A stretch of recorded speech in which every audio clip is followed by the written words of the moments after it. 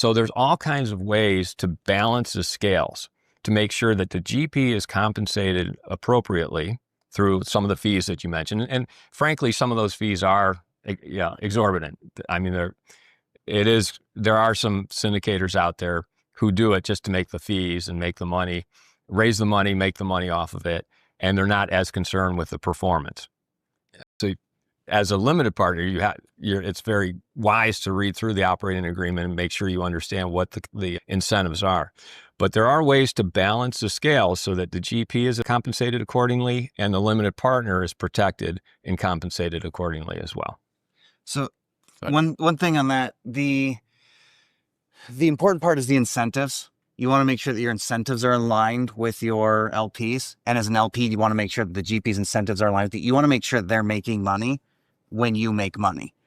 As long as that's the case, you'll know that they're going to make the right choice for you as well. Everyone has to eat. You're going to spend however much, or you're going to have to charge someone either up front or on the back end. I'm the same way as you, Nick. I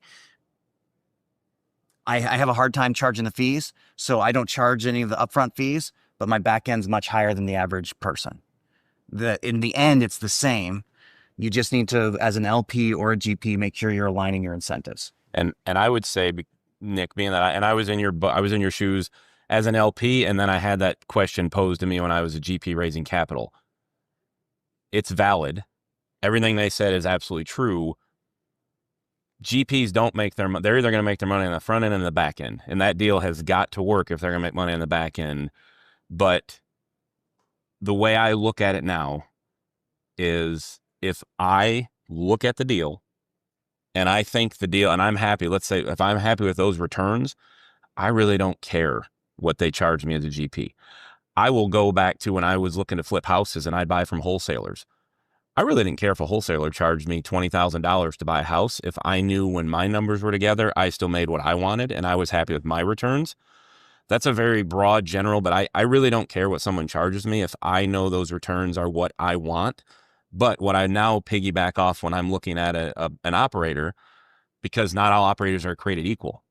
You know, if I vet that operator, if I don't think that operator is worth their weight in gold, I'm not investing in their deal no matter what. But if someone like Brian that I trust says to me, or the team that I'm with now says to me, hey, we've got we're charging a 3.5% acquisition fee and whatever else fee in there, and it's loaded on the front, and I trust them and I see their returns and I say, hey, those returns line up with what I want, and I trust those operators, then I'm fine because I trust the operator. If I have questions about that operator, I'm not, even as a limited partner, keen, and even as a capital raiser, I won't put my investors' money at risk as a capital raiser if I don't like the operator and I'm afraid of those front loaded fees.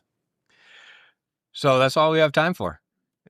It's 9 o'clock. We have to wrap it up, but we will stick around and answer any questions if you want to come on up and ask them. We'll stick around a little bit longer. Quick question. Yeah, you recommend a book for a beginner getting to know about apartment syndication or just syndication in general? Well, you recommended the Michael Blanc book. Yeah, I think it's called Apartment Investing. It's very simple, but it's a yellow book. It is the little yellow book, you'll see it referenced a lot. And it was a very easy read. I don't like reading, but it was a very easy read. Hopefully I'm not stealing yours. I don't know if it's a book or not, but Brian turned me on to Rod Cleef as a podcaster. Really good information there. Yeah, Rod Cleef teaches syndication. There's a lot of people teaching syndication. When I started, the only person I could find teaching syndication was David Lindahl. But now there's 50 people teaching syndication. And Rob Beardsley, he was on my podcast recently.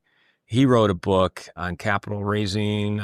It might be called Capital Raising, but Rob Beardsley goes into a lot of good detail about raising money.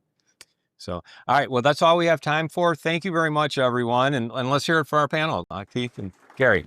Oh, good job. Good job. I want to thank everybody for listening to this episode.